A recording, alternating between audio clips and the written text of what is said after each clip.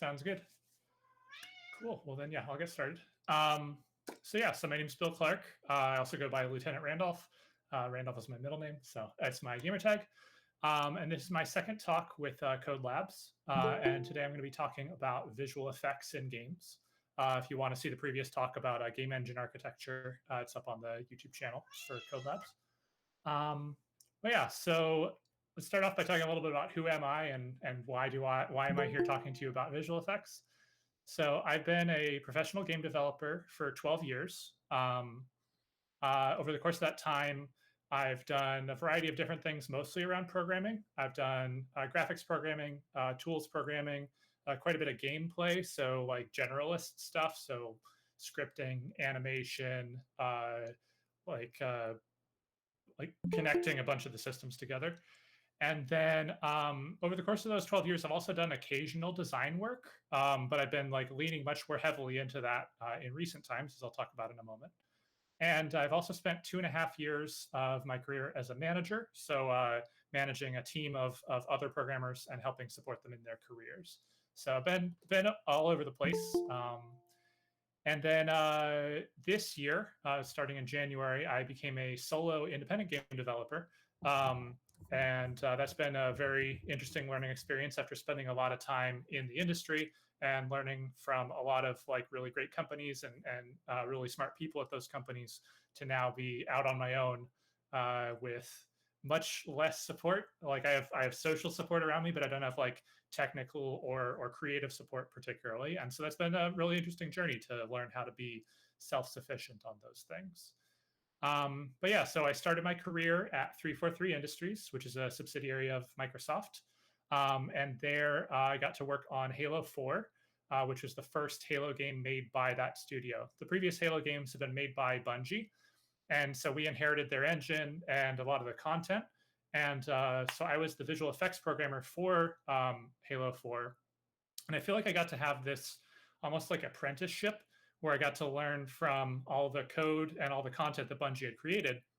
And they're really like amazing at visual effects. And so I got to learn a ton about how to do really cool visual effects. And that's where a lot of the stuff that I'm going to talk about today, the knowledge comes from there.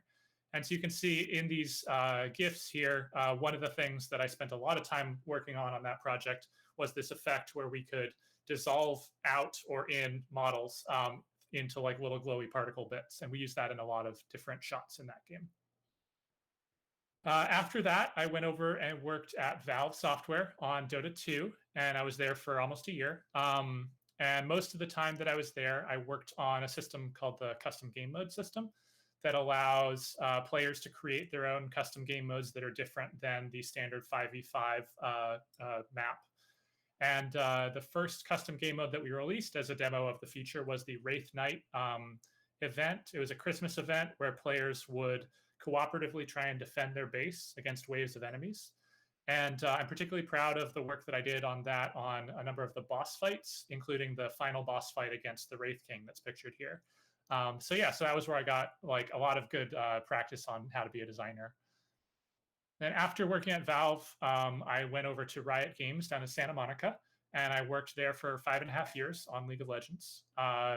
As I said, I worked on a mix of gameplay tools and graphics, and that was also where I became a manager.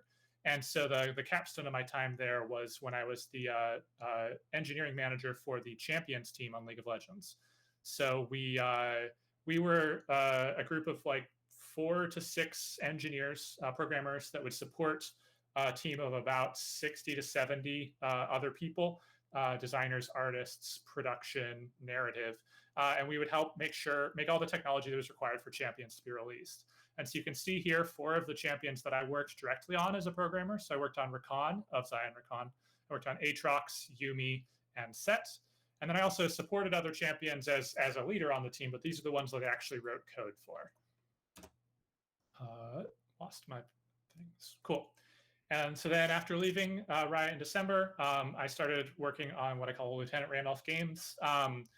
And been doing a whole bunch of different stuff over the course of that time. For the first several months of the year, I was working on a game called Kinematic that you can see here, the main character Gem swinging back and forth. It was a very ambitious game. It's a Metroidvania platformer with some factory elements. Ultimately, I realized it was too big for where I'm at in my career. I think it was kind of cocky for me to think that I would finish that project because it's huge. When I took a step back from that, I've started to work on smaller projects. And last week, I released Craft Defense. It's a tower defense game on the Pico 8 hardware, or software, which is a virtual console. It's a pretend console as if it had existed, kind of in the era of like a Commodore 64 or Atari. But it never actually exists as a piece of software or as a piece of hardware. It just exists as a software like an emulator. And yeah, I've been really happy with the response to Craft Defense. I'm going to keep working on other games on Pico 8. And the other thing you can see here is that I also have a video series called Game Design Principles. And I started that because I noticed that I love the genre tower defense, hence making a tower defense game. And there really aren't a ton of resources talking about the design of that genre. And so I started making a series talking about the design of tower defenses. And I'm hoping to do some more videos about some other genres that are interesting to me in the coming months. So all of this is to say I've been doing a lot of different things and like trying on a lot of different hats and seeing what works for me. So that's me. So what am I going to be talking about today? I'm going to start off by giving a definition of visual effects in the context of games. And it's interesting because visual effects in the world might mean something very differently, because a lot of people, when they hear the term, they think of visual effects in movies. And in movies, that term typically means anything made by a computer. And so if you work on video games, everything is made by the computer. And so visual effects has a more like narrow meaning for video games. So I'll talk about that. And then I'm going to do an overview of a bunch of common visual effects systems that are used in games, specifically particle systems, trails, and screen effects. And there are other types of visual effects, but these are the ones that you use the vast majority of the time. And so this will cover most of what happens in visual effects in games. And then as I'm talking about those, I'm going to be hooking them into a hierarchy of visual elements that is going to help you sort of think about how those systems relate to each other and potentially like get some ideas of how they might work together. So what is visual effects in games? We can start off by talking about art in games. And so the idea of making art for games is that you've got a bunch of red, green, blue pixels on a screen that you need to fill. And in the case of the Pico 8 that I've been working on, it's 128 pixels on a side, so it's a few thousand pixels. But for most monitors, it's several million pixels that you need to put together every frame, 30 times or 60 times a second. And then those RGB pixels are going to typically be 8 bits rather per color. So red has 256 possible values, green 256, etc. There are newer technologies like HDR that allow for more bit depth that I haven't dug into, so I can't speak to them with authority. But in general, you can just think of trying to come up with an 8-bit value for red, green, and blue, and that's mostly what happens in games. And so then the art that is producing those pixels can take a lot of different forms. So in this image of Set slamming this target dummy into the ground, you can see there's environment like these mountains and brush and river here. There can be characters like Set and the target dummy. There can be UI, like there's some text of how much damage the dummy has taken, as well as these health bars and stuff. And then there's this thing called effects. And on this image, there's lightning, there's this slam when he hits the ground, maybe there's the glow on his shoulders, but basically like everything that isn't environment characters or UI is probably something we would call effects, but still, like, what does it mean? Tongue in cheek, I can say that it's things that are made by the effects artist. I'm being a little sarcastic there, but honestly, like from my career and my experience there, like this is actually the clearest definition that I have in my head. Is I've worked with character modelers and animators and environment artists and concept artists and UI artists, and then there's an effects artist that is doing other stuff, and that's what I think of as effects. And so like preparing this talk, I had to think a lot about like what does it mean, like what do they actually do? And the best thing that I could come up with as a differentiator is that visual effects are art that has a significant amount of randomness in it. So if I think about a character playing back some animations, there doesn't tend to be a lot of randomness. There may be a little bit, but in general, it's very carefully scripted and authored by the animator. Whereas, and it's not to say that like visual effects aren't carefully authored and put together, but they're still like every time you play them back, they will typically look different because they have a significant random component. And so like some of the other axes I consider to try to define it, you can't really define it based upon where it occurs in the game, because you can put visual effects on an environment like a waterfall, or on characters like the glowing shoulder blades for Set. They can be in UI. They can be just floating loosely in space. Visual effects can be permanent things that stick around for the entire playtime, or they can be temporary, like flashes, like explosions. They may be small or large, obvious or subtle, have a realistic look or an iconic stylized look. They might be very noisy. They might be very crisp and clean. So like there isn't a lot of other ways I can think of to define it other than the presence of randomness. But the other thing I would say about it is that the visual effects artists tend to be very technological minded relative to other artists, because in order to get effects to look good, you have to do a lot of complicated math, and you have to work in a lot of different tools, including some tools typically that are custom for the engine that you're working in. And so like a character artist can spend all their time in Maya and master this one tool and become very good at that. Whereas a visual effects artist doesn't have one place that they must be good at. They have to be good at a lot of different technologies. And so as an art form, it tends to have a lot of math and a lot of technology involved in it relative to other art. So the rest of this talk, I decided to do an experiment because I'm kind of obsessed with this Pico 8 thing.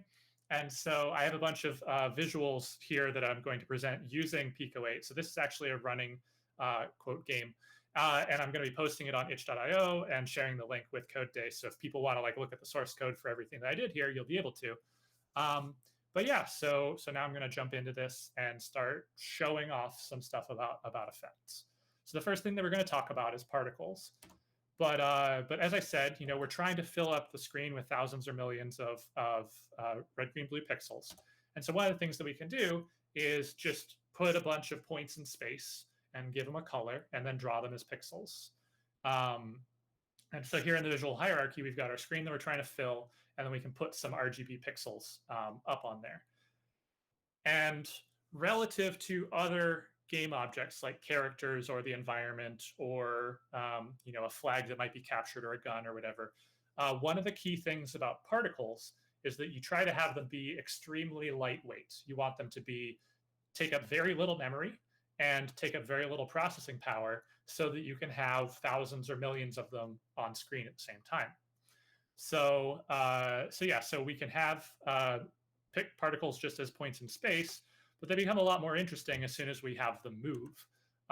So like you can see, like just looking back and forth between these two images, like this image is very boring. It's already a lot more interesting once they start moving. So yeah, so then in our visual hierarchy, like in order to create some pixels, we might create particles. Then those particles can be stretched out to have width and height, so that they start to take up more space and start to feel like objects in the world, as opposed to maybe stars or just points in space or confetti. We can, you know, rotate them and have them, you know, have their shapes be adjusted. And then like the first really like the first thing that brings a lot of life into them is once you give them acceleration, and in particular gravity is something that our brains really understand. And so once you see this image here, this very much looks like, I don't know, confetti or fireworks or something that the brain understands how that works, because we're used to seeing things fall due to gravity. Let's see. Oh, and one other thing to talk about on the visual hierarchy is that we've got these particles that are, you know, drawing, and as soon as they're not just drawing individual pixels, we need to have triangles, because in order to draw these squares, we always draw them out of two triangles, and so they are made up of three vertices, and the computer understands very well how to take three vertices, turn them into a triangle, and how to then chop that triangle up via a process called rasterization into all of the pixels that it's going to affect. So back into the demos here. So it, instead of just having the acceleration be sort of boring in one direction, you can start to have the acceleration be doing interesting things like caring about where the particle is. So in order to do this swirl here, we need to apply an acceleration that has something to do with the position of the particle relative to the point that it's swirling around in order to provide a centripetal force in order to have it rotate. And then we can do even more interesting things by having the position that that force is applied relative to be something that is moving around. So here I can move the mouse around and all the particles are trying to accelerate towards the mouse. And so this is like, you don't generally put effects following the mouse very often. Maybe you would for certain purposes, but it might be very common for that to be something where a character has visual effects that are following them around. And so the character in the visual hierarchy over here is something that can affect where the effects are going.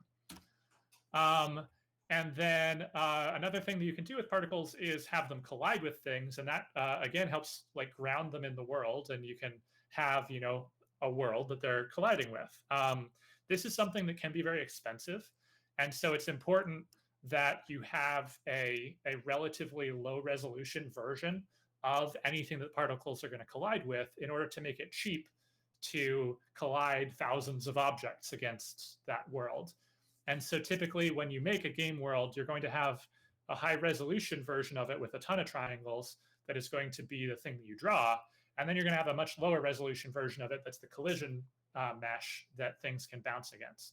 And so here on this demo, the collision mesh is extremely simple. It's simply top, bottom, left, and right of the window, that if the X or Y exceeds those bounds, I just bounce it back in the other direction and shrink the velocity a little bit. But obviously you can think about if there's a complex game world with mountains and fields and buildings and whatever, then that's going to be a much more complicated collision that you're going to have to do. So then let's talk a little bit about shapes. So one of the things that is important to make your visual effects look good is that you can't just be drawing these boxes, because those don't look like, I mean, like there's a certain game where that works, but if you're trying to make Halo, if you're trying to make a game that looks realistic in any fashion, you're going to need something else. And so we're going to need the ability to interpolate values across a triangle. So here you can see that there's a red, green, and blue value that are being interpolated. And because Pico 8 doesn't give me a ton of colors, I didn't blend across the entire triangle, but you can imagine that there's sort of like a gray here in the middle. But if we have this idea of mathematically interpolating values across the triangle, then we can interpolate a coordinate on the particle square that goes from 0, 0 down in one corner up to 1, 1 up in the other corner. And so then we can know exactly where any given pixel of that quad is located within the square. And that is then going to allow us to draw a texture on it. And so that texture can be a really simple looking smiley face like this, or it could be something more complicated like a spark, or a puff of smoke, or a drop of blood, or any number of more interesting things can be drawn by mapping it across the quad using interpolation of UV coordinates or texture coordinates. So that is another of the pieces of the visual hierarchy that we can add, sort of like we can have triangles, we can have textures, and you put those things together and you can draw them to get interesting pixels. So then the next thing that is worth mentioning is, like, you usually think about particles when you're working on a game as quads, and you usually think about those as quads that are, there's a technique called billboarding, where you make it so that as the camera rotates, that quad is always facing towards the camera. And so if you ever play a game where as you rotate around something, you see that it feels like it's spinning, that's because it is billboarding, which is a way that you can just draw a single square and have it always like look good from stationary camera angles, even if it has artifacts when you rotate the camera. But instead, we can take each particle as a point in space with size and rotation and color and whatever. We can then draw a full model there. And this is something that, in particular, Riot Games uses a lot. It's sort of like a style thing of like different effects artists have different approaches, and Riot specifically, they focus a lot on using models for a lot of visual effects. And so some of the ways that they would use that is for like having a shockwave that actually like comes up above the ground and has like 3D height to it. Or they would have like as a character is moving quickly using the ghost spell, they might have like versions of that character sort of ghostly drifting off to give the illusion that the character is moving very quickly. But so anyways, on the visual hierarchy, a model is something that typically you think of as being used by a character, but it can be used by a visual effect as well. And so then the model is going to have a lot of triangles. It's going to have a texture. It's going to have bones that allow it to be animated. But it's just sort of like another level of complexity that can be used as we move towards trying to generate those pixels for the screen. So the next thing I'm going to talk about is we've spent some time now talking about particles, which are sort of like the end result, the last thing that we're going to produce on the way to drawing pixels. But then a step further back from that is the concept of an emitter. And a little bit of terminology here. I use the term emitter. I definitely prefer that, but another term is particle system. And they're not precisely the same thing. There are some engines that have particle system as a parent that contains one or more emitters. There are some engines that only have particle systems or emitters as a concept. So they're like very close to synonymous, but like people might nitpick you if you try and say they're synonymous, but I'm going to say they're synonymous. But basically an emitter is something that is going to produce particles. And so we've seen some examples already of things where they might produce particles in a sudden burst, like an explosion. We can also have emitters that are emitting particles over time. And one of the interesting things to think about on this front is that you can have emitters that emit particles very slowly. So if you think about like a Tesla coil or a Van de Graaff generator in a video game that's producing sparks and electric arcs, you might have those come up every couple of seconds. You'll do a bzzz, and then this particle appears. And so like they don't need to be producing a ton of particles. They can be producing particles rarely, but it's still something that emits particles is going to be called an emitter. And so let me reveal that on the visual hierarchy over here. But so the emitters are responsible for like where are the particles going to be, as well as like in this A shape, or they may be emitting off of the vertices of the model. So if you remember from my images from working on Halo 4, we emitted particles from the vertices of the character as the character was dissolving. The emitter is also responsible for the velocity and pretty much anything else that is sort of like the initial parameters of the particle. The emitter is going to be setting those for the particle. And so we've got emitters that can be sort of like creating a bunch of particles and setting up their initial parameters and sending them off to be simulated. Then there's the concept of effects, which is one level above emitters or particle systems.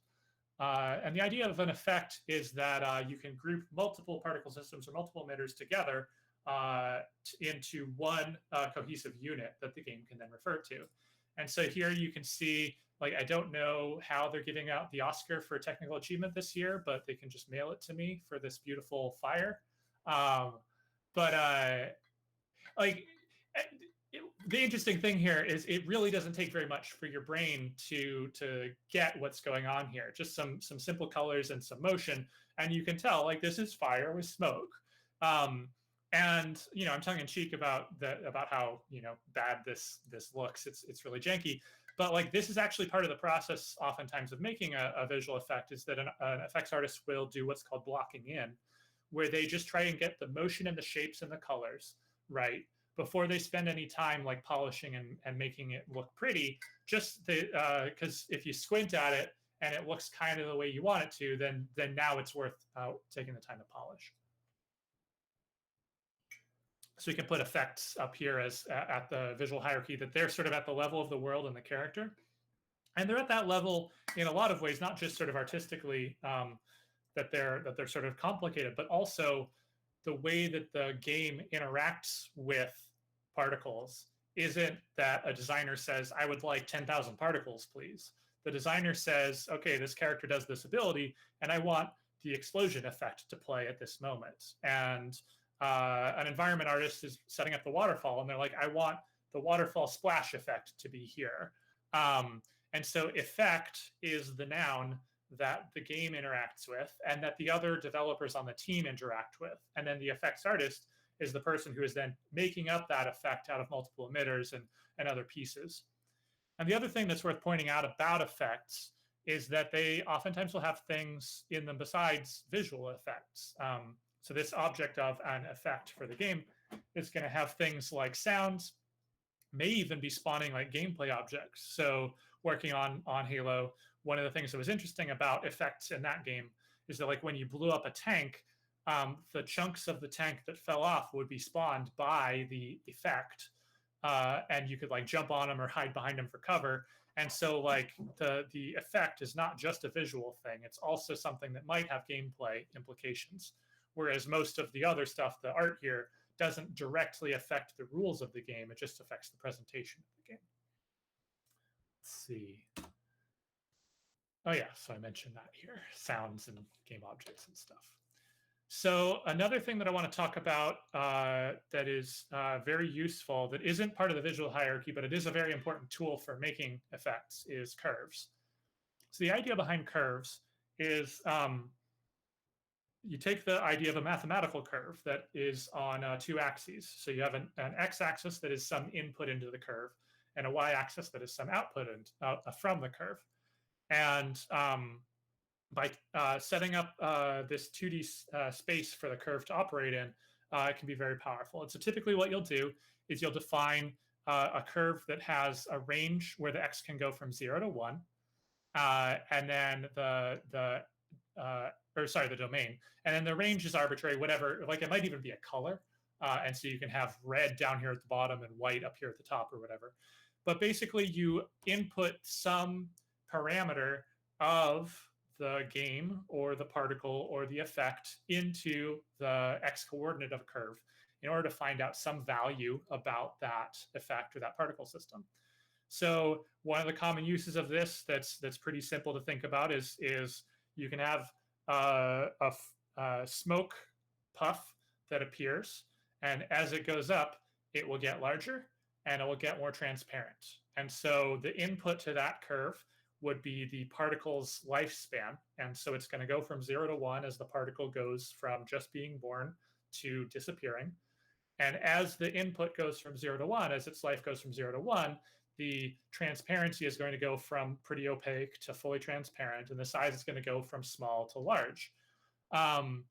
But if you have a good curve system, you can put curves on like every parameter of a visual effect. And so this is something that in particular Bungie uses to great effect, because like every parameter that you can set on a particle system, on an emitter, is a curve. And so you can punch in, it's just a constant value that we spawn 5 particles per second, and they're always 1 unit in size.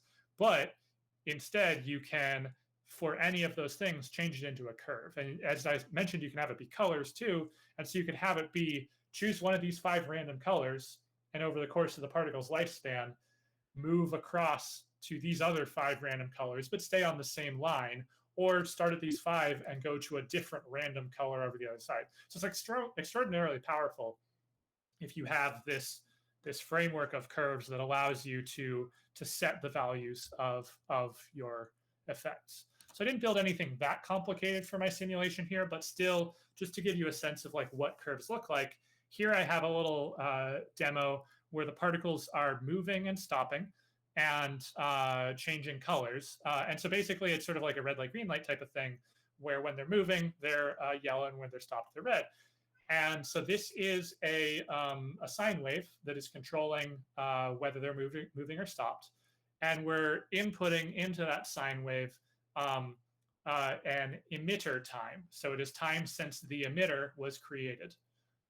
However, if instead of inputting the emitter time, we input particle time, we then get a very different look, because now we're spawning particles at different times, since they're all on different time scales in terms of where they are on that curve.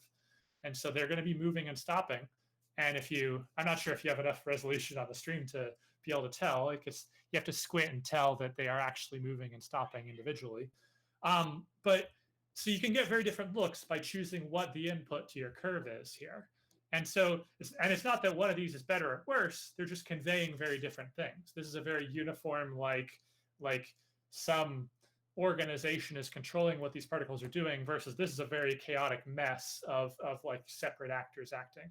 And that your brain will put a lot of like will read a lot of intent into what is actually just like random motion here. So it's very interesting to observe.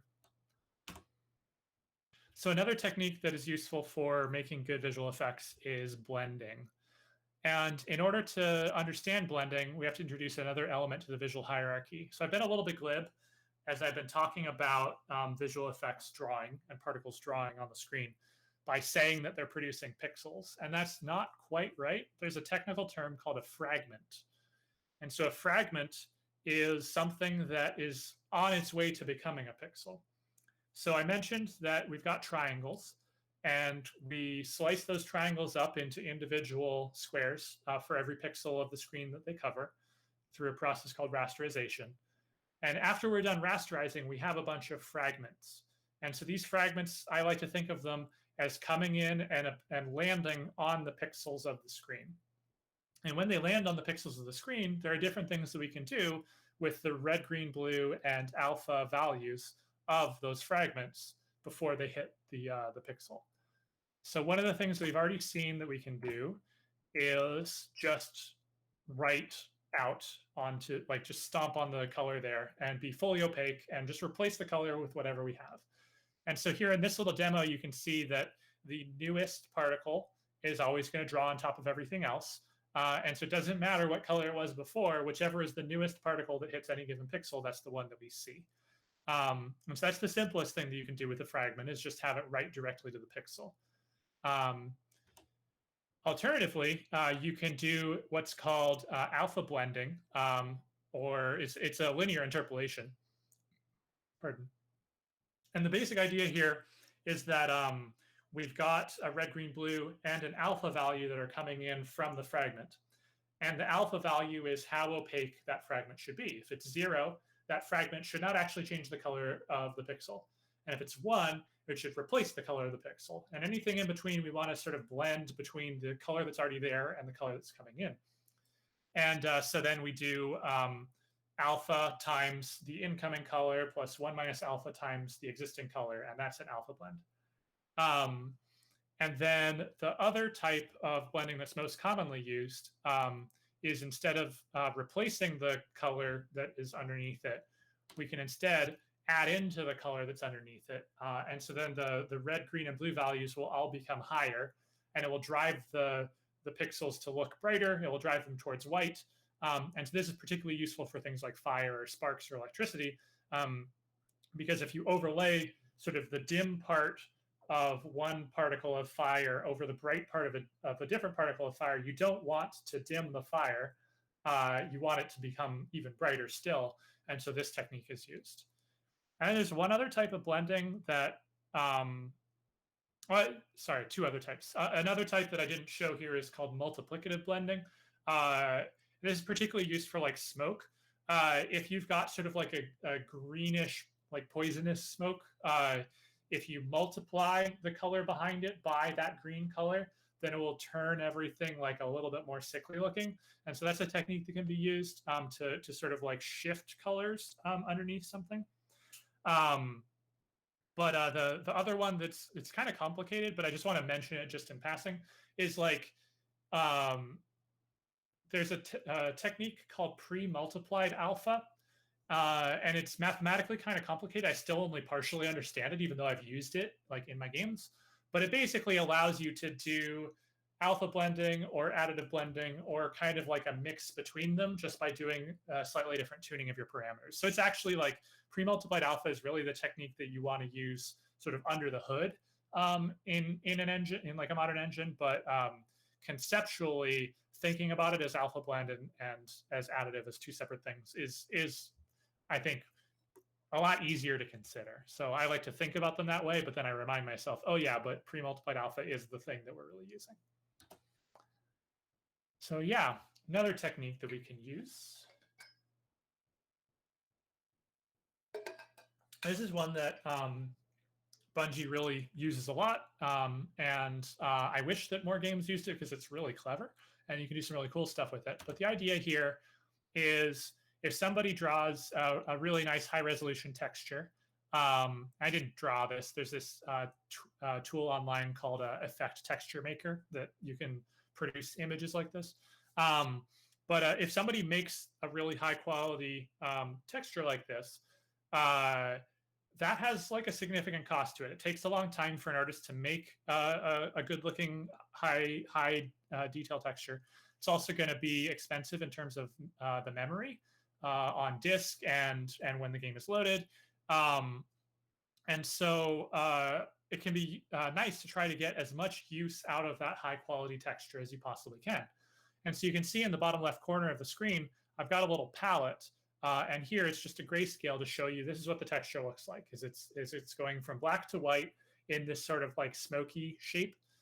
But then you can change out the palette, but still keep the texture as a lookup. So the texture has values that go from 0 to 1 in just one channel. So it's not a red, green, blue texture, it's just a red texture.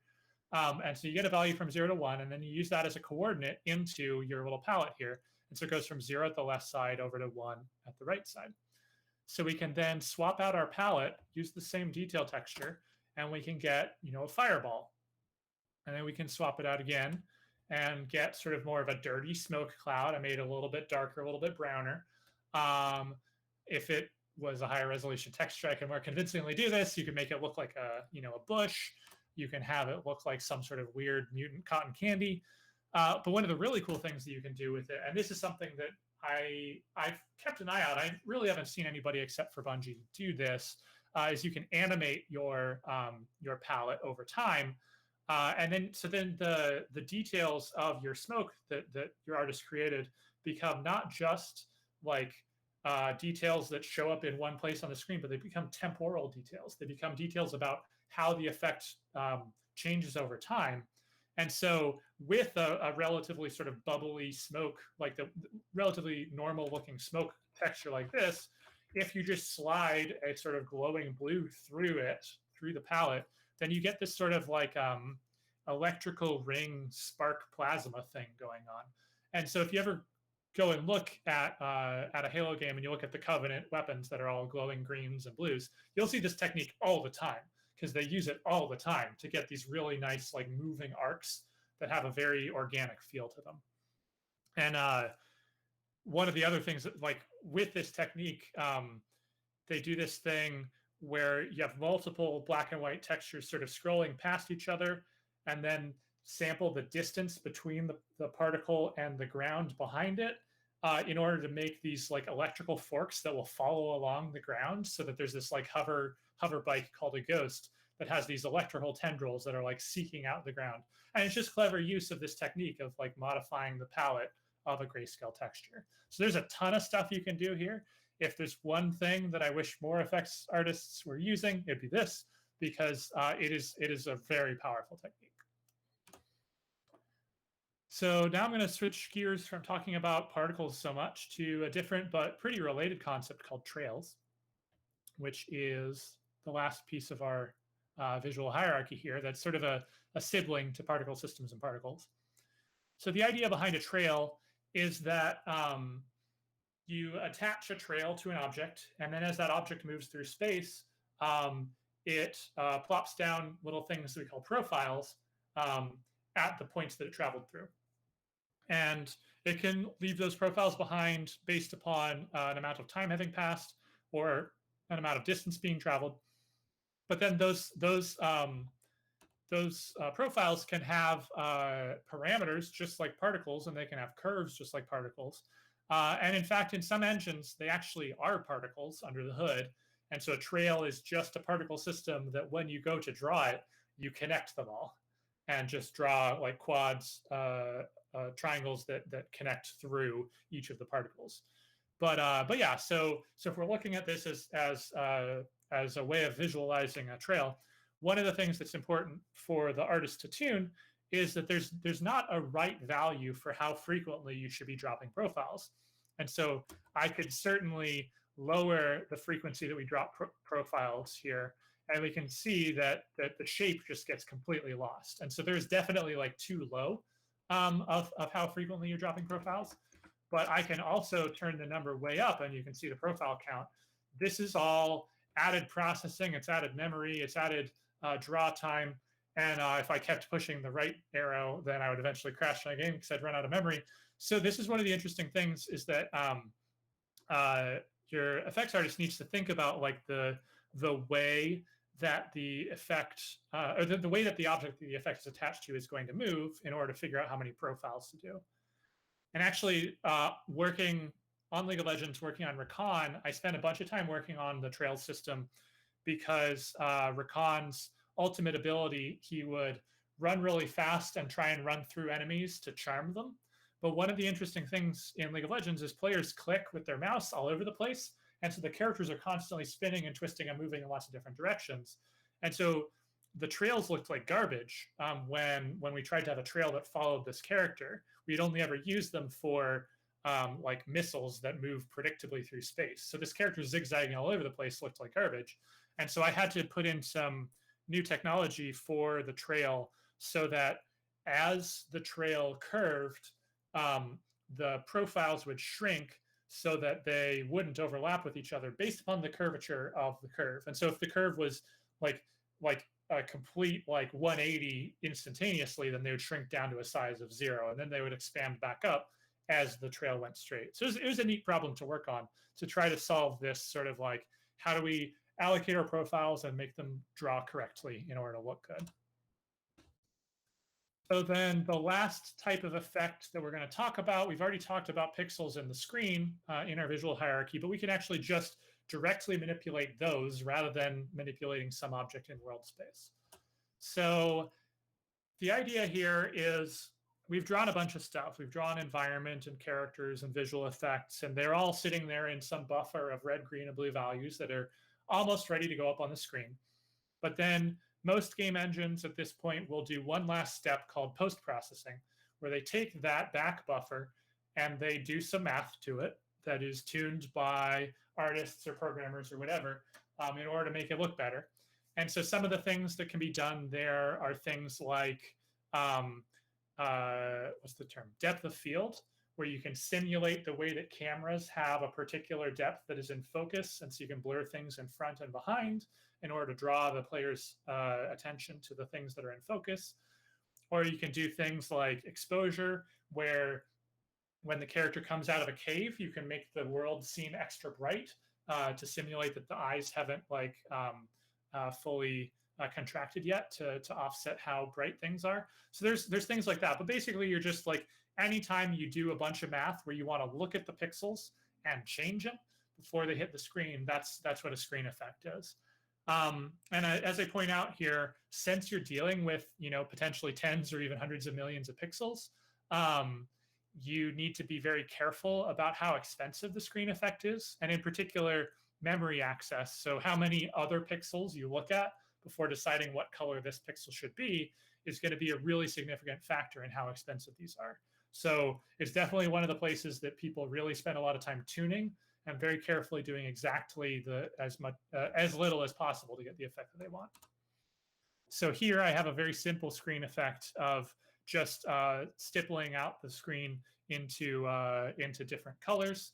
But a more useful one that is less sort of simple and toy-ish like this is the technique of bloom. And so this is most games at this point have a bloom pass.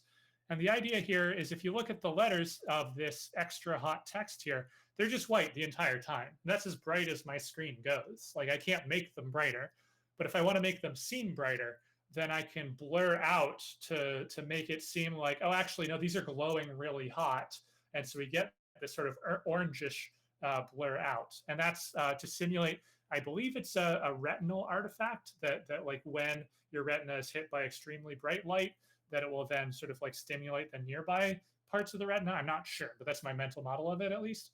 But as you can see, like it definitely conveys the idea that this is even brighter than white because of the fact that it's bleeding out. And And if the color here that was being blended out towards was more of a blue, then you'd have a different sense about like what exactly is going on here. You might think, oh, it's electric text, or it's neon text or something. But yeah, so bloom is pretty common, and the way that it tends to be done for performance sake is to take your screen buffer and shrink it down. Yeah, first in the X direction and then in the Y direction by like grabbing several pixels together and jamming them into one pixel.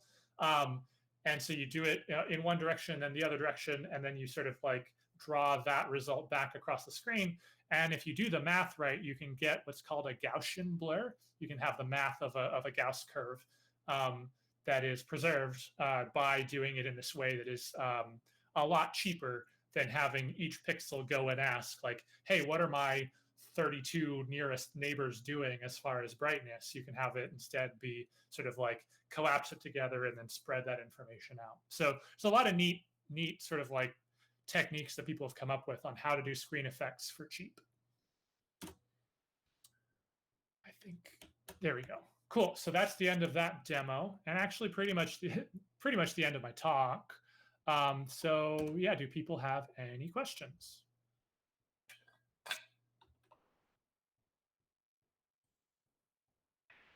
And yeah, I guess type them in the chat in particular. Okay, yeah, Vervin asks, what are these demos written in? So this is a program called Pico 8. It is a virtual console that is a pretend console that it's only exists as an emulator. And then it is Lua code. And so, so as I will be releasing this as a standalone cart that you can go look at. I'll also post with the GitHub that it lives on. So you can go look at all the code that I used here. And it'll be able to be run on itch.io on the website. If you own Pico 8, which is $15, but it gives you access to a ton of games and lets you program in it, then you'll be able to like go in and edit the code and run the code on your own Pico 8, which is one of the really cool things about that system and why I'm becoming obsessed with it, is that it's like automatically open source. And if you play a game and you're curious how they did something, you push escape and you go look in the editor and see how they did it, which is really cool. Other questions?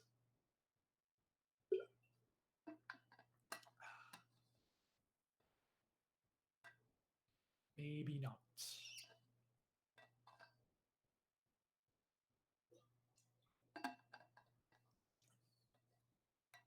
Okay. Tyler, Jacob, do you wanna stick around or?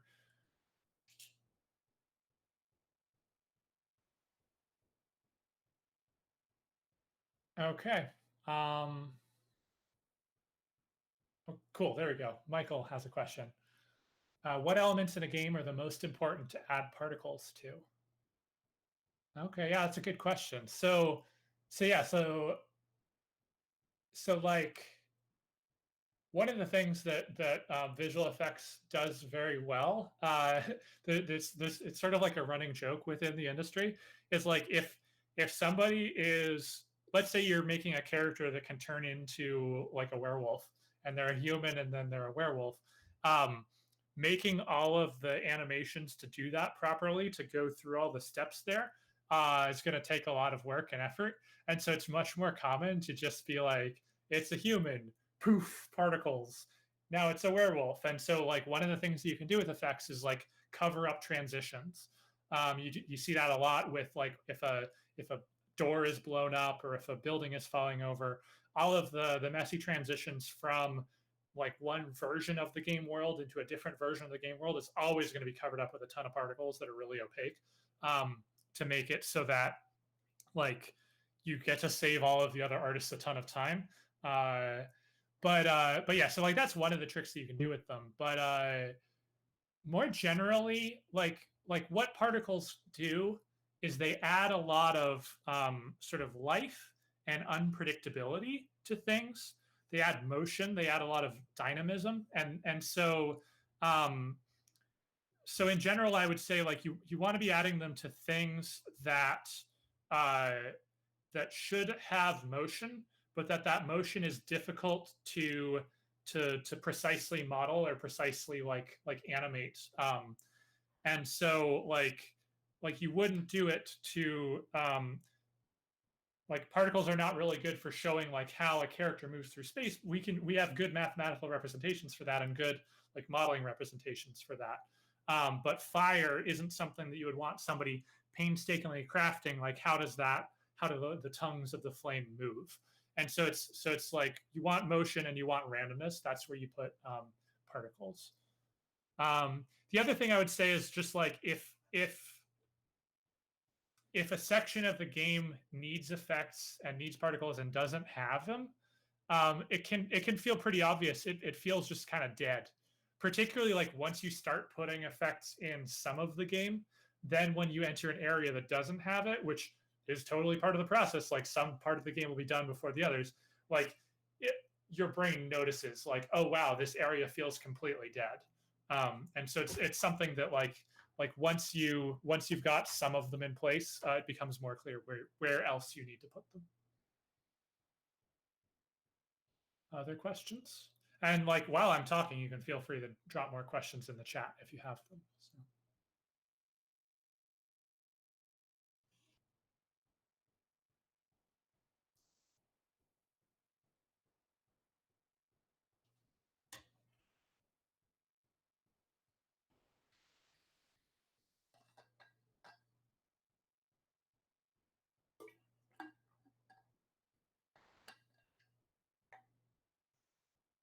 Okay.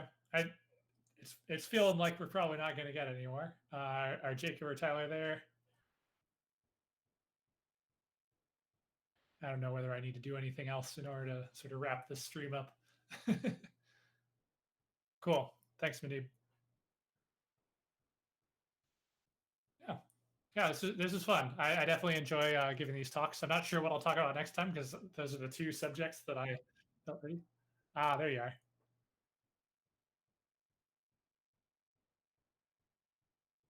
Hey. So, yeah, I think so.